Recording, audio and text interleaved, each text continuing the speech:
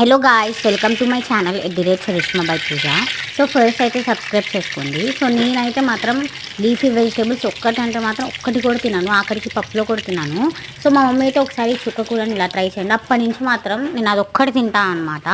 So ఆ recipe మీకు కూడా చెప్తాను.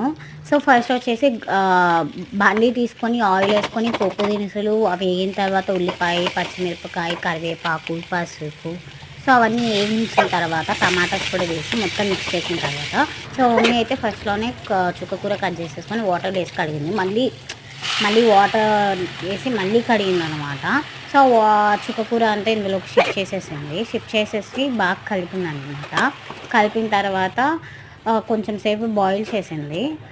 బాయిల్ అయిన తర్వాత కారం, ఉప్పు వేసేసి లాస్ట్లో వచ్చేసి కొత్తిమీర గార్నిష్ చేసేసింది అనమాట. సో చుక్కకూర అయితే కంప్లీట్ అయిపోయింది.